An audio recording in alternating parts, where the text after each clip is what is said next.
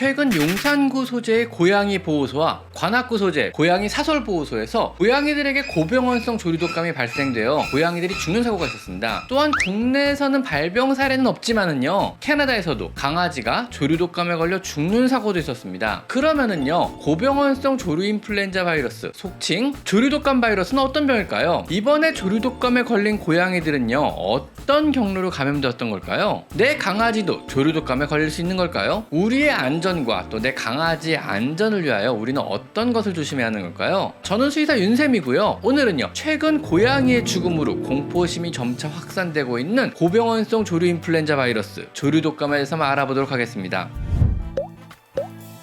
우선 첫 번째로요, 조류독감은 어떤 질병일까요? 조류독감은요, 주로 닭이나 오리 혹은 야생 조류들에게 발병하는 전염성 호흡기 질환입니다. 사실 주로 새들만 걸리는 데다가 닭이나 오리 같은 가금류들만 치사율이 높을 뿐 대부분의 다른 조류들은요, 그냥 증상만 보이는 전염병입니다. 이것만 놓고 보면은요, 별달리 큰 문제가 될 것 같지는 않은 질병인데요, 이 바이러스의 가장 큰 문제는요, 아주 희박한 확률로 우리 사람에게도 전염이 가능한 점입니다. 더구나 사람이 걸릴 경우는 치사율이 상당히 높은 특징을 보이는데요, 사람에서는요, 예방할 방법도 없는 질병에 들어갑니다. 사람이 조류독감에 걸리는 경로는요, 익히지 않고 조류독감에 걸린 가금류를 날로 먹거나 혹은 닭이나 오리 농장에서 일하는 사람이 배설물과 계속 접촉하면서 걸리는 것으로 알려져 있습니다. 국내에서는 사람이 조류독감에 걸린 사례는 다행히 아직 보고는 되지 않고 있습니다.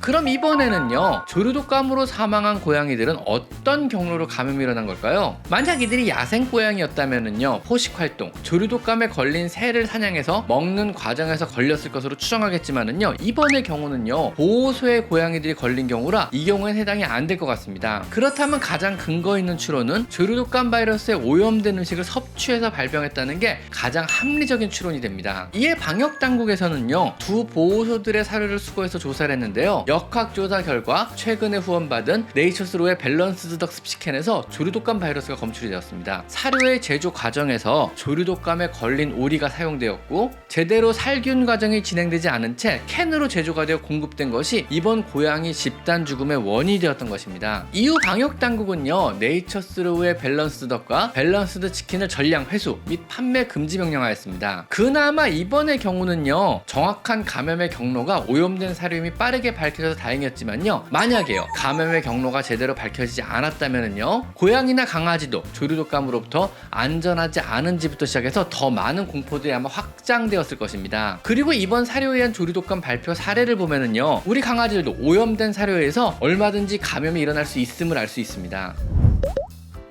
그럼 내 강아지도 조류독감에 걸릴 수 있는 걸까요? 우선요, 새로부터 강아지로 이종 간의 감염은 거의 희박한 확률입니다. 잘 일어나지 않습니다. 안 옮깁니다. 하지만 만약에요, 조류독감에 걸린 닭이나 오리를 생으로 먹는다면은요, 당연히 걸릴 가능성이 있습니다. 또한 이번 경우와 마찬가지로요, 사료회사에서 조류독감에 걸린 오리나 닭을 원료로 사료를 만들고 또 이 과정에서 멸균이나 살균이 제대로 이루어지지 않는다면은요, 이번의 경우처럼 당연히 조류독감에 걸릴 가능성이 생기는 것입니다.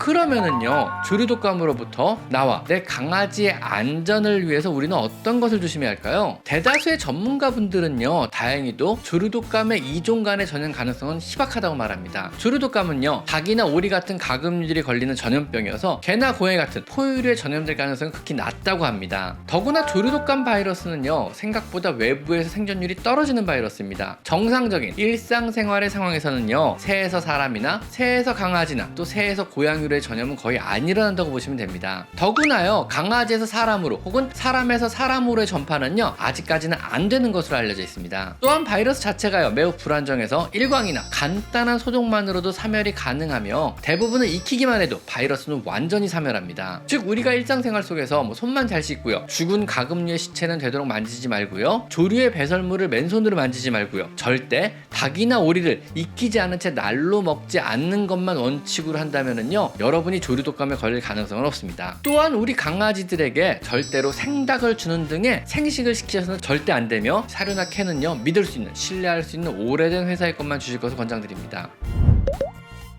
조류독감 바이러스는요, 지금까지 알려진 확대된 공포스런 기사들과는 달리요, 나름만 조심한다면요 그 걸릴 가능성도 희박하고요, 우리가 조금만 위생적인 환경을 조성한다면요 충분히 우리 자신과 강아지를 보호할 수 있는 이런 바이러스 질환이라고 생각합니다. 오늘은요 그 전파 가능성에 비해 지나치게 공포심이 부풀려진 전염성 질병인 조류인플루엔자 바이러스, 조류독감에 대해서 한번 알아봤습니다. 자, 오늘은 여기까지 강아지 상담소였습니다. 감사합니다.